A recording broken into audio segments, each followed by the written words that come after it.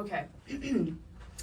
All right, guys, we got our results back from the IFIC Food and Health Survey, and it's not looking too great here. Oh no. As you can see, a main statistic that we're working with is 62% of U.S. consumers are confident in their food safety system. Oh no. Those are not good numbers. Not good numbers. As you can see next, people are relying on these connotations of healthy, natural, organic. As you can see, this is not good for our sales here. Normal ones are bad. That means normal ones are bad. And so it's just really becoming an issue. Foodborne illness, bad. No, foodborne illness. Where did everyone go? If you or a loved one has suffered from the effects of video conferencing and remote teams, you may be entitled to tips from our crew. Side effects may include a healthier work-life balance, sense of purpose, more money, and an overall better Yes, Congrats, Gary. Let's go. 50 years with the company. Thank you, man. I love you, Gary. Love you, Gary. Good job. Gary, you're the best. You're the best. Yeah, let's go, Gary. Whether you're celebrating Gary or any milestone for that matter, it's really important to recognize team wins. It helps boost morale connection and stops your teammates from feeling isolated and disconnected from the group. There's a picture of Gary, and look how happy he is on his 50 years party, virtual party.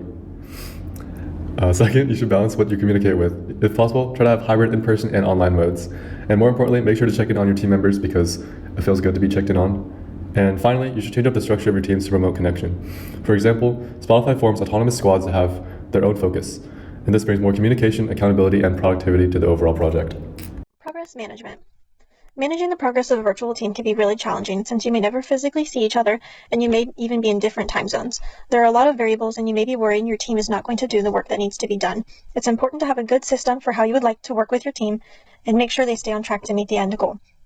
As an employer, you may feel the need to use a tracking software to make sure your team is working, but this is actually not recommended as it can hinder morale. Since they know they're being tracked, they may log on and get the numbers, make it look like they're doing what they need to do, but they may not be motivated or enjoy their work. They're just trying to meet the expectation. Instead, we recommend using a proven management model like the DAPEE model to help guide your team and streamline task management. What is the DAPEE model? This stands for Define, Analyze, Plan, Execute, and Evaluate. These are steps you can go through with your team at the beginning to make sure everything's laid out ahead of time, everyone knows what to expect. Next, you want to execute the plan. Be mindful of interdependencies in tasks. During this phase, regular status meetings are needed to assess progress, problems, and if everyone is on schedule. It's important to be honest and respectful if someone is not fulfilling their role. Frequent group meetings will be needed. You might want to schedule these weekly or every other week. Having it scheduled can make it easier on everyone to know when it's happening and when to expect to update everyone on their progress. But along that, you need to be doing individual check-ins. These are extremely important because some people are not comfortable sharing their struggles in group meetings. So be sure to have those one-on-ones. This helps people feel more connected and supported. And if they need additional help to get where they need to go, you can provide that individually. And this will help the overall team progress as well. Another suggestion is something called SMART goals. This stands for specific, measurable, attainable, relevant, and timely. This is another way to kind of keep track of what people are doing. You can have someone set a SMART goal at the beginning of a project and then check in with them later on and see how that's going. Did they meet that goal? Do they need help getting there? It's a good way to gauge progress. Our next big topic is communications.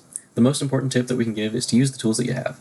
Just like how in-person conversations take place in different modalities, structured meetings, one-on-one side conversations, virtual communication takes place across different platforms. You gotta know if you need to send a message in the group chat, a direct message, or to schedule a whole meeting. Know that not everything has to be a meeting. Zoom fatigue is real.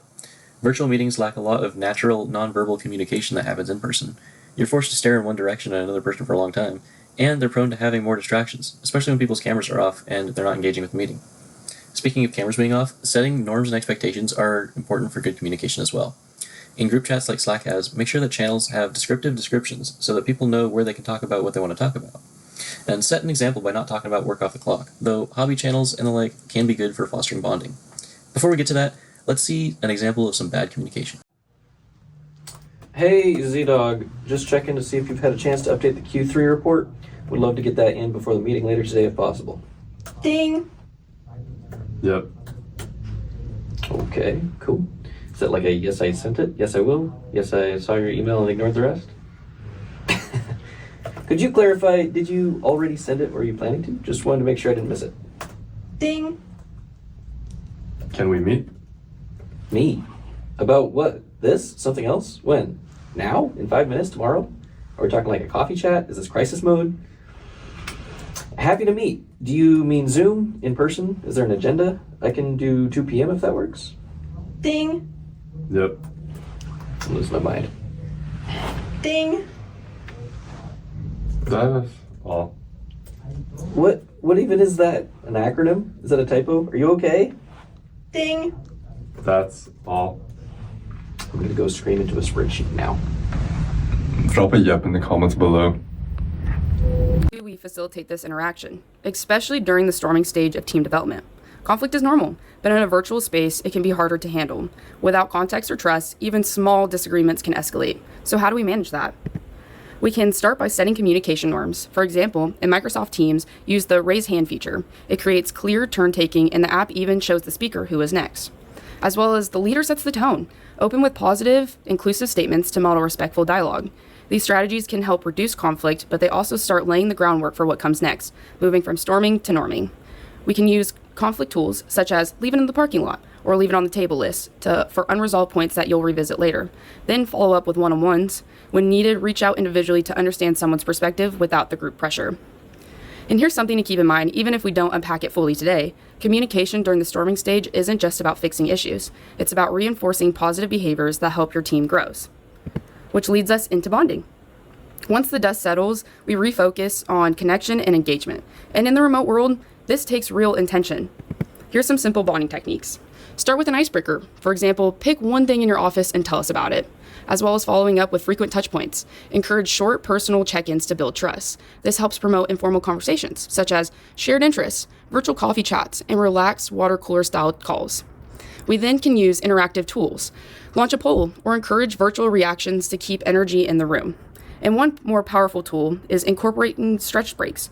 Even just 2 to 3 minutes of movement can reset attention, fight fatigue, and boost focus, especially during longer meetings or workshops.